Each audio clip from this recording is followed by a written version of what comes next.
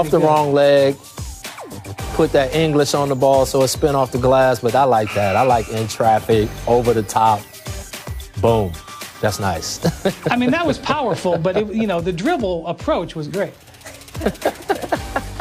I like it, B. So they impressed both. I like it. Both impressed me. Missed dehydration. Kawhi shed the mask and dropped 21 third-quarter points, and the Clippers come from behind win. He also held 2 water bottles at once. This was not Paul Pierce style. He actually held them in his hand. One hand, 2 water bottles at one time. Brian, why hold one when you can hold 2, right? Well, Rachel, this appears to be sparkling and flat, and that everybody knows a good meal, you should have a bottle of both. I can't even get my hand around this entire cup. That's ridiculous. I mean, the guy just had 2 water bottles holding in his hand. I mean, that is unbelievable. I actually think he could hold more than 2. So unfair. So I think he could hold 3 or 4. That's just, that's wrong. He had finger slack. Ambidexterity. Say that 4 times fast. Lakers Rockets off the miss. LeBron snaring it with his left.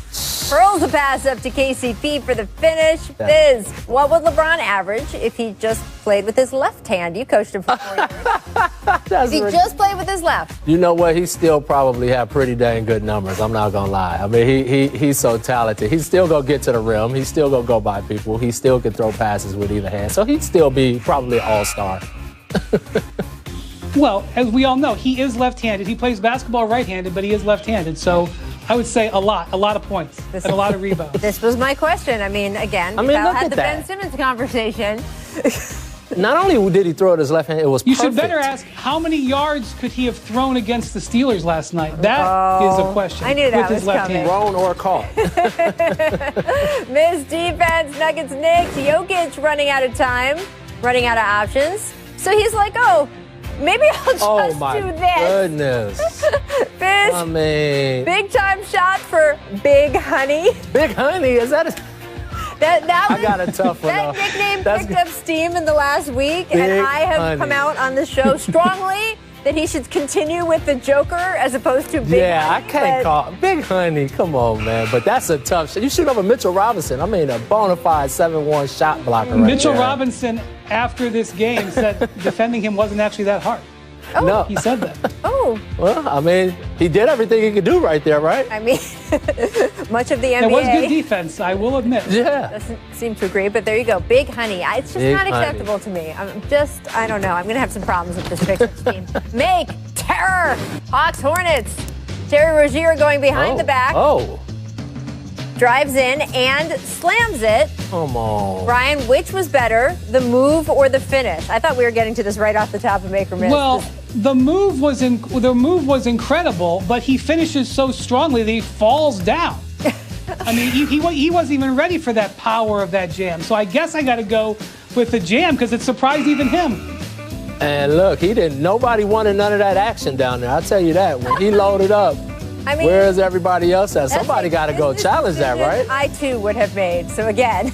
Yeah, you don't want to be on that poster when you got a point guard going to the rim and you jump up there and make a mistake and now you're on Terry Rozier's wall. You don't want that, do you? All right, so given that inspirational video you have just been watching, it is time to run it back to the best move dunk combos ever. Honorable mention only because it was preseason. Kobe on Ben Wallace in 97. Come on. Where's that at? Thomas and Mack? Come on. Yeah, it is. I just want to tell you, this is the greatest montages we've ever had in this show. And I'm not going to say anything. I'm just going to let you guys watch it. This is an incredible montage that you're about to watch. Let's go for Brian's return kit monitor isn't working. I remember this. I was there for this one. Derek Rose versus the Heat in 2011. Fizz, what did it feel like? We could not believe it. He was such a pain in our butt. The guy had rockets. You couldn't contain him off the dribble. And then when he got in there, that was a possibility. And Joel Anthony was our best dang shot blocker. That year's MVP, number 4. Yeah, but you won the game. You won the game in the series. Vince versus the Lakers, 2001. You could show 50 of these for Vince. I'm sure he's got like a whole reel of these. There's the move, and there's the finish. The best part about this clip, you can't hear it, is that Chick Hearn freaks out when he sees it. Chick Hearn was blown away by it. The great Chick Hearn, baby. Kobe against the Come on, Cole.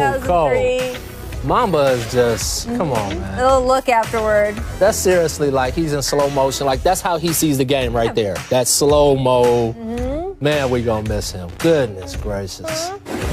Number 2, Dwayne Wade versus Thunder. Oh, yeah. I was there for that, too. You're on the bench for that one, too, man. I was there for that one, too. Oh, my goodness. Did we go off when we saw that?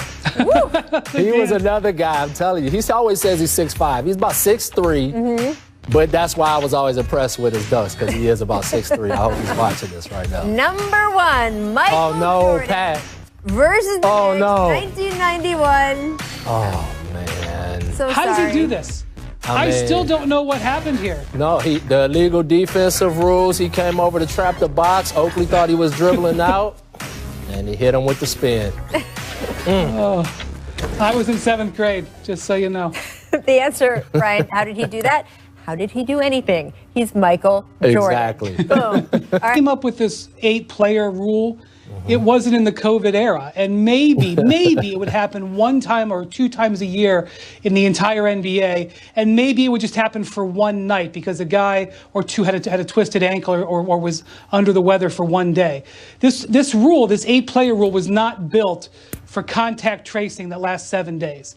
And so there's really only 2 options. You're either going to have to reevaluate the contact tracing rules as a result of new protocol, or they're going to have to consider expanding the rosters, which they've already done a little bit of by allowing 10-day contracts, which they don't usually allow at this point in the season.